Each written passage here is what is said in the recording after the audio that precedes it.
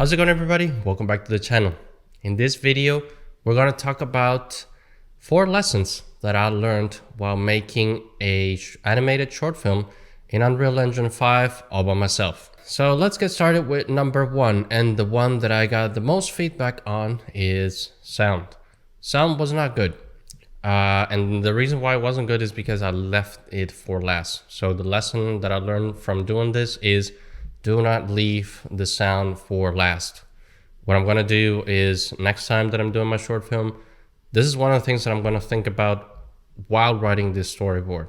So because I don't have high-end equipment and people to just go out and record Foley effects, ambient music, and all that, what I did is I signed up for one of those royalty-free websites that also provide sound effects aside from music. The issue is because I left it for last minute, the library in that website only has so many effects. So not everybody was according to what you were saying, and that's why some of the sounds were not really good. So for next time, I'm going to do that while storyboarding, so that way if I need to buy a sound effects pack or I need to go to another website, then I'll do so, and the sound will be a lot better and more according to what's happening on screen. Now, lesson number 2 was use the animation curves a lot more. And this is a bit more technical and it's related to animated in Unreal. So when you go and you're in Sequencer, when you're animating in Sequencer, there is a graph where you can see the curves of your animation. In this case, the mocap data that I had for the short film.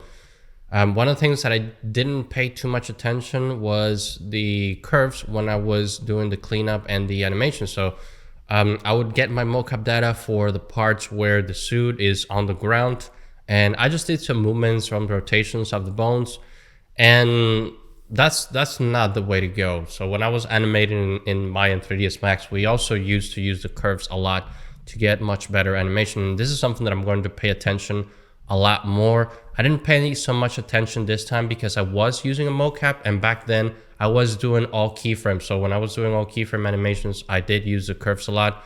I realized that even when using motion capture, I need to look at the curves just as much as I did when I was doing keyframe animation back in the day. So lesson number 3 is don't go for the updates. Don't fall for all the tool updates. Don't fall for all the new tools. Just make your short film with the tools that you had at the moment. And I know this sounds really weird, but let me explain. The short film took about 8 months to complete, and it shouldn't take that long. The reason why it took that long is because I have a day job, I do freelance, and I have a YouTube channel. So there were some things in between, and you can only do so much before you burn out. That's one of the reasons why it took so long. And the problem with that is the longer it took, the more new things came up with Unreal, the new tools came up, new plugins. Actually, even when I was rendering the short film, a new thing came up that I was like, oh my God, I need to include this in the short. But if I did that, then I wouldn't have released the short last time like I did. It would have taken even probably another month. That's one of the things that I need to take into account is when I sit down to make the short film, I'm going to use the tools that I have at the moment, and if new things come up during the way, I'm going to try to hold up those things, those updates for the next short film, because if I want to include it, then I found myself actually writing new scenes and creating new scenes just so I can include those tools, just so I can use those tools. There were some tools that I even wanted to include that didn't end up going into the final render. So that was a bit of a waste of time. So I'm going to be more mindful of using updates a little bit, more wisely. I don't know the word for that, but use the updates sparingly. So for instance, the mesh to metahuman was a game changer for me, and this was something that I wanted to include. I'm sure there will be some updates like that in the future that will have to be part of the short film, because I had a completely different character figured out from the beginning. But after Mesh to Metahuman came out, I figured out that, hey, I can sculpt a character. I didn't sculpt it from scratch. Of course, I use a base, but I can sculpt a character, then use Mesh to Metahuman, and that'll be my character. Then I'll have a custom face.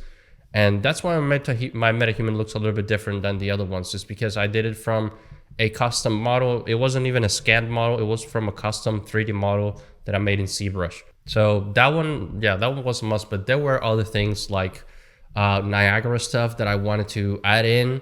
I added some, which is one of the VFX that you saw in the short film, The Portal, actually, but there were other Niagara stuff that I was trying to figure out with Houdini to get like dust and clouds and all that, and that didn't pan out the way that I wanted. So again, those are things that I'm probably going to be mindful of when making the coming short film. Now, lesson number 4, and the most important lesson of doing the short film by myself, is don't do it on your own. I'm not gonna do it on my own. Again, next time I'm gonna ask for help. I'm going to seek help, because you cannot do everything on your own and be everything and have everything to be high quality. I want my next short film to be much better than this one. So that means I'm going to need people. I mean, it's really cool. And for me, it was amazing. I got to learn a lot about a lot of different fields that go into making a short film. However, there's only so much you can do before quality starts shifting down. So for instance, sound, I'm not pretty good at sound. I won't say I'm good at sound at all. So I have a friend that offered to collaborate with me, and that old friend from university. Thankfully, he's into a lot of those stuff and he does it professionally. So he's going to help me out with sound next time. And I think I'm going to get someone else, like another artist, because right now I was the only 3D artist. So I was the one looking out for the environment and the characters. I like to do some more custom work. So for next time, I'm going to hire somebody so that I can share ideas and we can both create the characters instead of relying 100% of marketplace assets, because while that was cool and it's a good way to do rapid iteration, I wanted to be more customized, and there were some things like some parts of the assets that you could only push so far in regards of baking and creating new normals, that it was very difficult because the asset was already made. I'm probably going to get someone else to help me out with art. And last but not least, and actually it's the most important part, for next time, I'm going to hire someone to do the acting, to do the voice work, because I'm not an actor. That's not my thing. That's not my passion. My passion is directing and getting the short film done. That's what I love. Acting, it's not my thing. As you can see, I'm not a great actor. I'm not a good actor. I'm not an actor. So for the next short film, I'm going to get someone to do voice work other than myself. I don't think I'll be in the short film, to be honest. I'll probably hire people to be in there. And yeah, that way I can have more than one character, because the issue was, it was just me. So how many characters can I have on screen? All the AI's voice stuff that I've seen is good to a degree, and it requires a lot of tweaking. There's also some AI thing that's really good, but it's really expensive. So I wasn't even gonna get into that for the short film. I'm not gonna use AI voice for the next short film. I'm gonna use real people. So I'm just going to hire more people to have as actors. Thankfully, we have face importer, so they don't even have to be local. I can just hire someone that's somewhere else, as long as they have an iPhone and they can record their voice with the Face app. I'll have that video and I'll have it to modify myself later in Unreal Engine. So this is another great thing that we have with Unreal, is that we can do more things remote. And it's really important for indie artists like myself, because that way I can look for people that's all around the world, and I can even have different accents and all that. With Face Importer, it was really a game changer for me with Live Link Face and all that. So yeah, for the next short film, I'm gonna have more people on board. It's not gonna be done by myself. So it's higher quality, because I want to get to that level of Love, Death and Robots, because that's my dream. If you've watched my videos, you probably know that my dream is to be in one season of Love, Death and Robots, and I think I can be there. It's just gonna take time, but I know that I'll be there one day. So yeah, those are the 4 lessons that I learned while doing the short film. I'm curious, do you guys have any questions about the short film? What do you want to learn about the process that I did? What is it? What questions do you have? I'm more than happy to answer them.